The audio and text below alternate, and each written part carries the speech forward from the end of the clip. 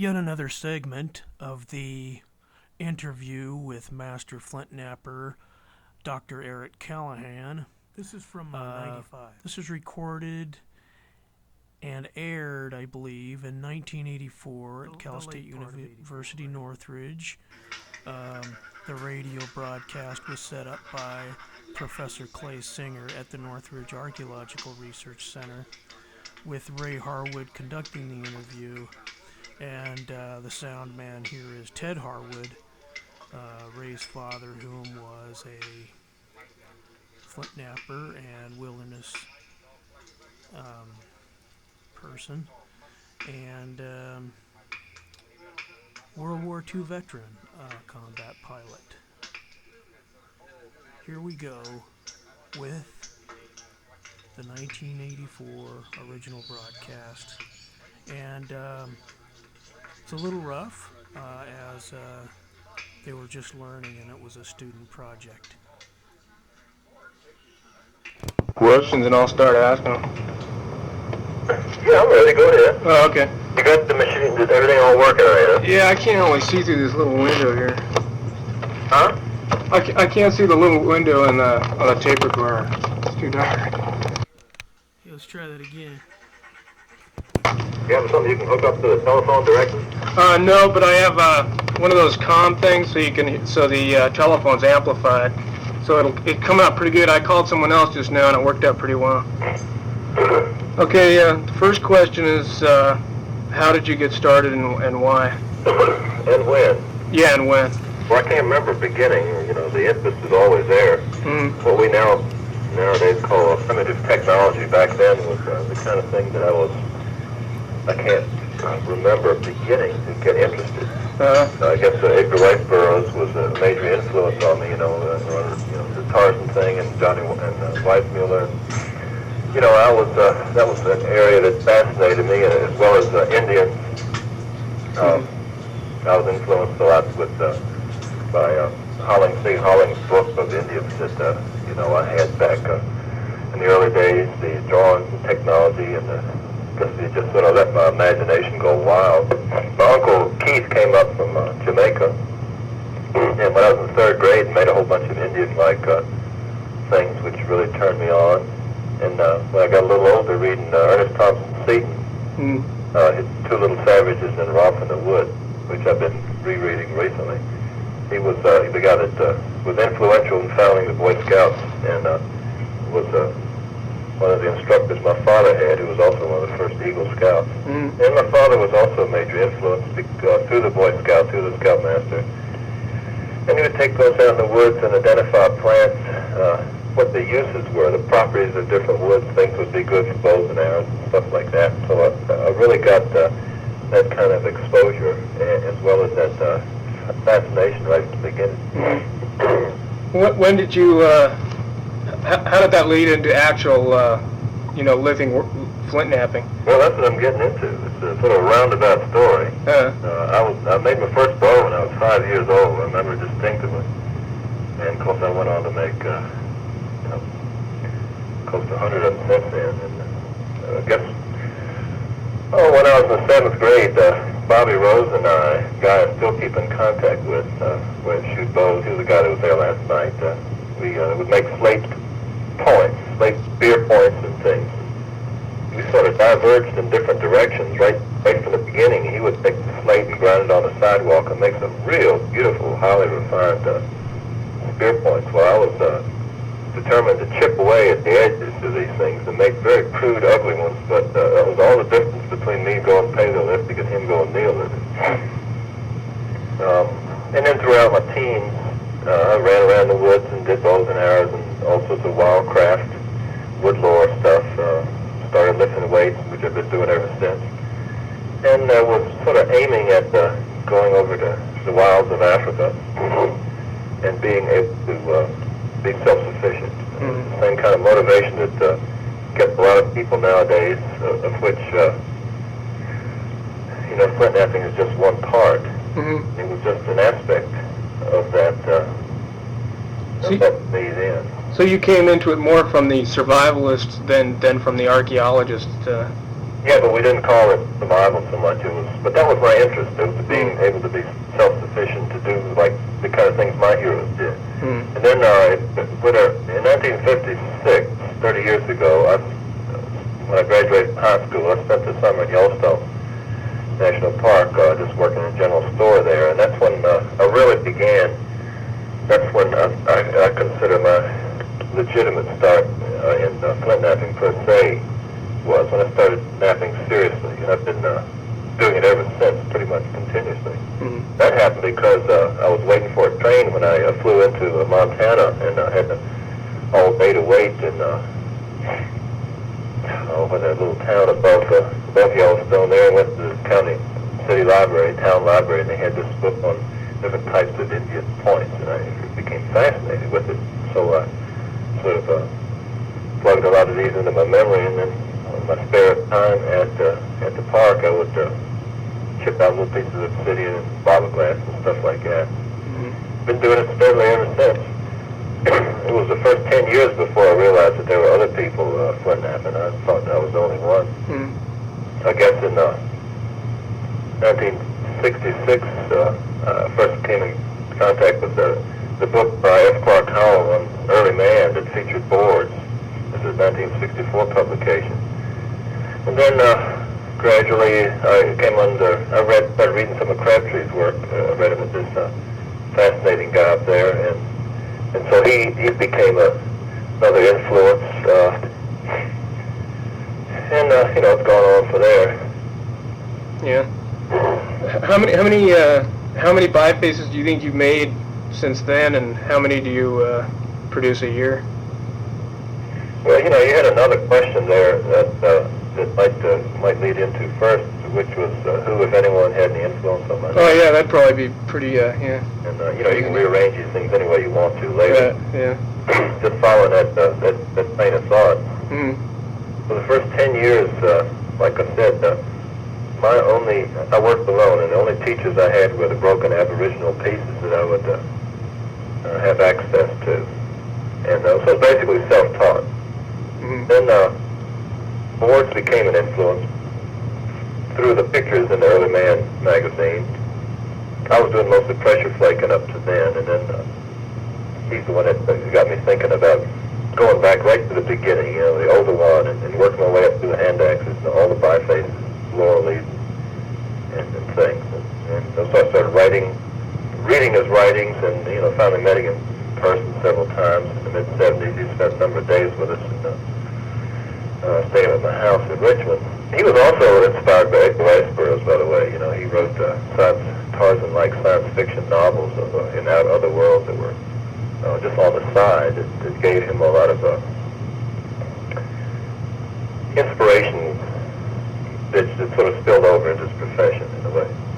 And then later on at Crabtree, in the late 60s, well, I didn't meet him until the 70s, or 74, Calgary, but he became not so much of an influence at first, although someone to look up to, but became progressively more of an influence.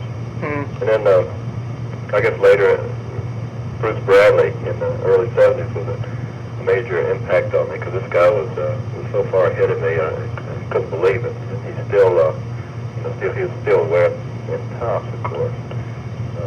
J.B. Thorberger had a major influence on me. In many ways, he's led me on to do bigger and better things than I could have done otherwise. Gene Titmuss, a good friend of Crabtree, so probably stayed closer in contact with, actually seen more than most of the other people. And he is, as far as the pressure flaking, as well as everything else, the sun practice, bypassing, he's somebody that had a major influence on me. And again, overseas, Jacques Pellegrin, the Frenchman, and his good friend and mine, Bo Madsen, Denmark, they were each in their own way quite, especially Jacques, quite emphasized a different attitude than we have over here in this country of taking your time and working with precision and think about what you're doing. It was a thinking man, especially Pellegrin, the thinking man, flint napper, and it was something that I realized you don't have to be ashamed of, you can plug into, and it was a major influence. I guess one of the biggest influences in recent years has been with the tradition ours is going is Richard Warren. He's completely underground, out of contact with anybody, and all his inspiration came from looking at his work, which I've seen dozens and dozens of, just incredibly precise, much more than I even thought possible. And so that led me on to greater heights than I thought were possible, much more so than the graduate school was doing. But of course, he's doing it probably by non-traditional techniques of, we assume, by falling out and grinding and stuff like that. No one knows, and it's been sort of chasing after being able to duplicate what he was doing, which is pretty important. And then, of course, there's the other influences of the Aboriginal masterpieces, especially the Neolithic Danish dagger material over in Denmark. But, you know, on the other hand, I've been influenced by each and every napper that I meet, and I'm proud to say it. I'm not, you know, I'm definitely influenced by people, and I listen and watch seriously to what I see go along. And basically what I do is I adopt what I see to my own needs rather than just copy them per se, but sometimes I do that and give them credit for it. But the major influences, like I've listed above, have been few. Then you asked about, what was it, biface production?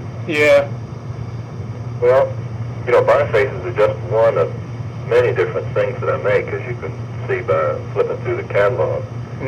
As of today, I've made 6,696 pieces, plus, well, another 60 I've made this year. That means 6,756 I've made to date. And I've been keeping records on these things, and we can talk about that, you know, if you want. But in recent years, I'm doing between 300 and 400 a year. Is that right? Some are bifaces, but there's also that vast amount of other things that I'm How did you become involved with that, with the Aztechnics and the blade reduction? Well, that was through that operation that Adrian Hannes had in South Dakota in, I guess it was 83, wasn't it? I think 83. He had I think so. a colon operation, and he called me up to do the blades because Flanagan, with whom he had prior commitments, sort of backed out on the last minute for reasons that we needn't go into. But so I came in and took over and started, and then realized there was enough reaction from that, the media, you know, it hit all the newspapers around the country and everything. That was in a May operation. Then I started, well, I had a company approach me and asked if I could produce these things, and I said, yeah. I started to do a contract with them, and then they, on the last day of a field school in '83 at the Mount Here field station, I got a letter from them saying they decided not to go in that direction. They were going to go with Mason Sheets instead, whom I told them about, and just trying to be up front and everything. But you know, that materialized either, it turned out. But anyway, so 2 students in my class decided to get together and form a company which would allow me to present this, you know, these surgical blades to the medical world if they were interested in doing it. One of the guys was to, who since dropped out of the pictures, was to do all the marketing, and I was to do the production. And Ed Furlan in Chicago was going to put the money down, which he did, and has done ever since. But that's basically how it got started. I've got contacts out now with the big university in Illinois, a medical university that's considering using these things. How did you get started in the belt-down productions? It started when I was at VCU teaching there. I was producing films on primitive technology, you know, just documenting the things that our classes did, flint knapping being the primary ones, but also living in the structures we built with our tools. You know, all those big publications came from that. And then I would add a little page of comics in the back of these productions, which are called flip-down comics. Kind of funny, modern. Anyway, so I, you know, that's where the name started, and that's when I started producing these things for universities, you know, for study primarily. Yeah. And it's been going. I guess I really didn't start into it full-time basis till after I got out my PhD degree, which has proven to be rather useless to me. And then I had to do what I could do, and that's what I could do. So. Yeah. How did you get involved in the Danish school when you at the seminars you would put on down there? Say that again? How did you get involved in the field schools overseas in Denmark?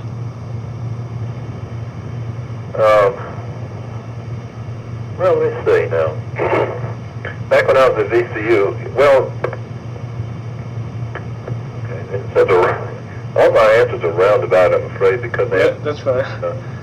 as simple as they might seem. But when I was first petitioned by students at VCU in '71 to start a course in flint knapping as a result of a demonstration that I gave to archaeology, dig class, and they realized at the last day of their class that here I was making these things they'd been digging all summer, and they didn't have an idea what they were, flakes.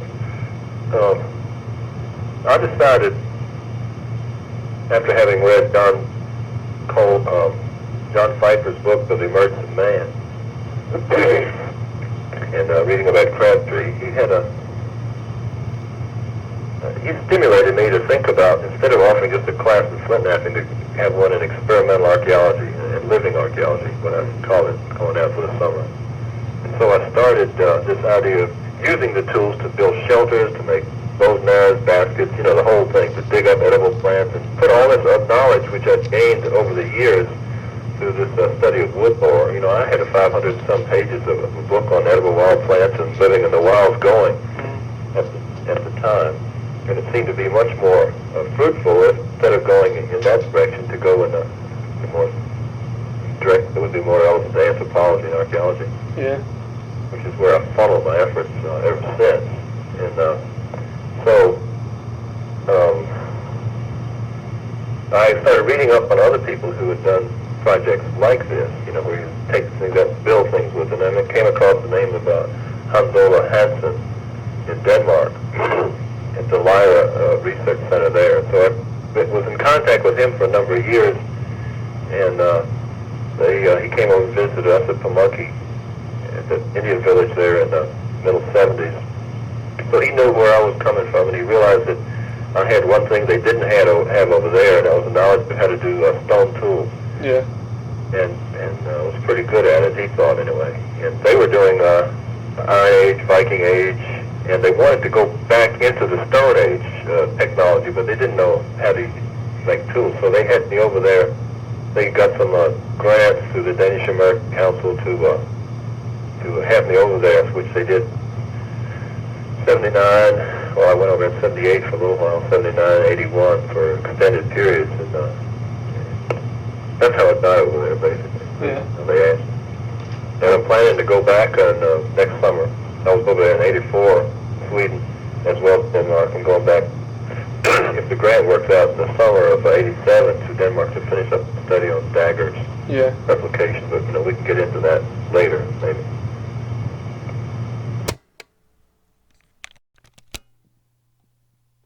Get into that later, maybe. Yeah, on more into the stones, what kind of lithic material do you favor, and why, and for what? Well, basically, what do you favor? Obsidian. Obsidian. Because I like it. Yeah. I can make it do anything I want to do. It allows me to work in 3 dimensions. I can work big. And it allows me the freedom to do what's never been done before. And the constriction that some other materials do. Like flaws and impurities and toughness. Yeah, but more like homogeneity. Yeah. Of course it's easy to work. Anyone who says it's not easy to work with other materials is a fool. Well, when you get kind of thin, it doesn't have the... The thing about it is it has... anything that's easy to make is easy to break. Yeah, that's what I was trying to say. You have to be much more careful and sensitive, and it can register the least little irregularity. And if you don't know what you're doing, that's hell. But if you do, it allows you to really take the degree of perfection and to make those flakes scars, those ripples in the flake scars, do anything that you want to do and to get any kind of a possibility out of that we haven't even started to begin. Mm-hmm. And I guess I also like the Tallahassee quartzite that's just been coming up recently. In fact, and I love that material. You don't find the little cotton ball type things in there kind of a hindrance? Yeah, of course, but you got to work around them. That's no Yeah. big deal. I mean, that's nothing like compared to the cotton balls you see in Danish flint, which could be devastating if you're not. Oh, is that right? Yeah. But anyway, I was brought up on quartz, and quartz, the toughest kind of quartzite in chert. And I don't need heat treating. I've done a lot of it, but I think the use of heat treating is way overdone today. Mm. Know what you're doing. You don't need heat treating, and it hasn't been all that particular important to me. I've also worked tons and tons of, well, I should say, maybe up to a ton of Danish flint in all the times that I've been over there, and really like that material a lot. Mm. What? Well, now that we're on the stone itself, what do you do about hinge fractures in obsidian? Say, like on bifaces and on blade cores. I think when we get over to this question about what is it? How do I? That sort of fits into this other question. I think we can get into about how do I control my contours and things. Yeah, right. So I'll sort of plug it into that if I can. When we get around to that question. Okay. Okay, what? Like I said, you can rearrange these all you want. Okay. You're the boss. Yeah, as long as I get the information down there, I can sort of go through it. Let's see. What sort of napping tools do you choose, and why? Do you use like copper over antler? I use both the traditional and the contemporary type. I use a range of different hammer stones, both the soft for the bifacing and for hard for coring, and knocking off gigantic flakes of any size, basically. Not for thinning, of course. You don't ever use hard hammers for flint napping. It's soft. But I have a range of different sizes and hardnesses, like so forth. I use heavy, medium heavy, and medium billet. And I also use short billets, which I use as hammer stones. I use antler and bone tines. Well, I use the same stuff that I sell in the catalog. Mm-hmm. And the same for my contemporary napping tools. I use long and short copper flakers and of various sizes, just like in the catalog. Mm-hmm. That's what I preach. When you make your copper tools, do you pound the tips? Do you forge the sharp tips, or do you grind? No, you don't grind them. You forge them out because you don't waste material that way. You harden it out, it compresses the copper at least on the surface, and it's more economical. It's the kind of thing that I suspect was done in the past. I do very little filing just to sort of straighten it up and align it and correct the tip at the end. But basically, I do a lot of hammering. It's economical, and it's also hardens it up so you don't turn it so long. I also use a range of clamp sizes, for holding cores. These are basically my own invention. They were inspired more by Sahlberger's concepts on the clamps rather than Crabtree. And of course, he gives a good picture of the basic concept of clamps the way he used them for lever flaking in his that American Olympic Technology article on Fulton last year. And I have many different holding devices for fluting. Back in the mid-1970s, I did a survey on fluted point makers around the country, and I came up with about 50 different systems that were being used then for making fluted points, all of which work. So there's a humongous amount of possible solutions out there. Yeah. But I've adopted those things, but basically I work in a very traditional, old-fashioned manner. So what technique do you use for fluting yourself? I use many different techniques depending on the type of flute I'm trying to duplicate. But basically, I use ones which, which either grab the preform at 3 points on either a shoulder and a tip, or ones which grab it along the lineal edges, as opposed to grabbing it on the faces. And you use continuous pressure, or do you use percussion? Depending on the type of point, right? You mean for removing a flute or for holding the clamp together? For fluting. For removing It's mostly flute. direct percussion. Yeah. I use very little indirect percussion of pressure. So I just, I just basically, a flute is nothing but another flake. If you prepare your platform just the way you do all of the proper platforms and think of the contours in the same way, you'll get it. But if you start thinking of it as a different type of animal, you can overdo it really. Yeah. And I'm still learning after making hundreds of these points. I'm still learning that it's one of the most difficult things to do. And I've seen very few people, many of whom make Clovis-like points, who really make good Clovis points, where you've got a real thin basal edge. That has a lot to do with the way you set up the contours and symmetry of the piece, and very not so much to do with the platform itself. Yeah, that leads into that question about setting up contour and setting up the symmetry of your points. And how do you go about getting such perfect symmetry? Well, good question. Let's see. Because that's the thing people notice about your points first, I think, is how perfect the symmetry is. Well, excuse me. Silicosis again. I've come to be a believer in contour control in recent years, and you can see the article in the almanac coming up that expresses some of my thoughts on that.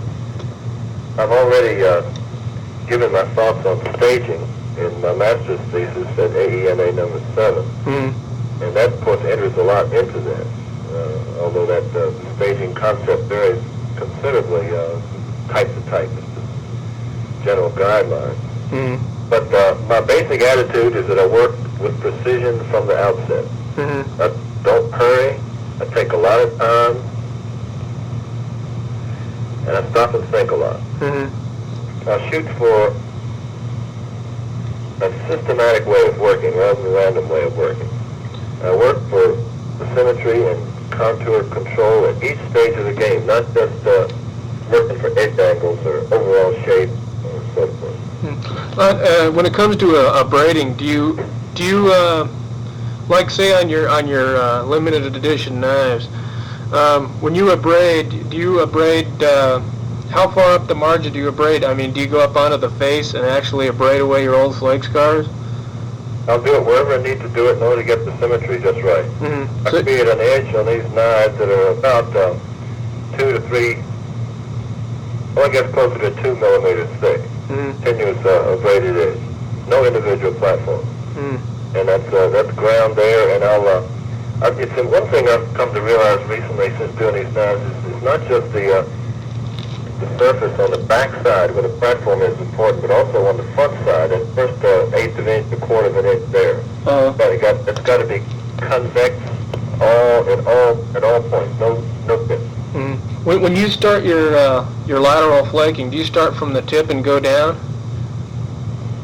or do you start from the base and go up? Well, I've got so many different types of knives that I have different flaking styles and retouch styles for each type of knife. And there's I don't use the same system on every one. Oh, is that right? Basically, I learned a lot of this from Crabtree and Titmus, but especially on the Warren on his silent points. And so anyway, following any given sequence, I just basically work it in a traditional Crabtree-like flaking style.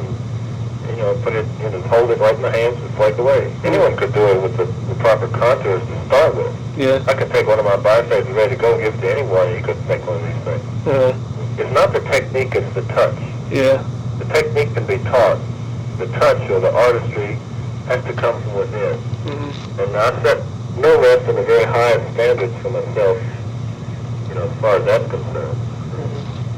For the knives, say, for the final series of flakes. And I'll run these knives through basic stages. Maybe I ought to back up a little bit, mention how I get up to the point of doing that final series. When I'm flaking, I think about what I'm doing. I try to work with small flakes. I work for skimmers, not for lunkers. Mm-hmm. In other words, I don't want big, massive flakes going to thin them down real fast. I make a whole bunch of flakes and I contour to skim these flakes off. I time everything also because my costs are based on time. And I sketch these things, on the knives anyway, not everything I do. I sketch each stage on a knife, just do outline tracing. And as I do these things, as the edition grows, I gradually come to have a better understanding of what the freeform for each stage looks like. What freeform is best at each stage. Then I shoot for that.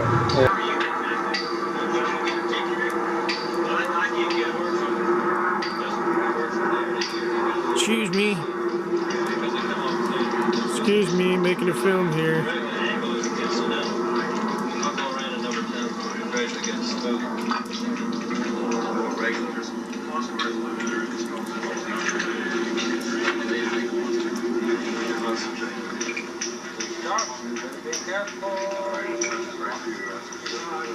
One warning. I'll get you. I show you this hide I've been sitting here scratching around. I did this one. I did just a similar to the buckskin method. Then I put bear grease on it.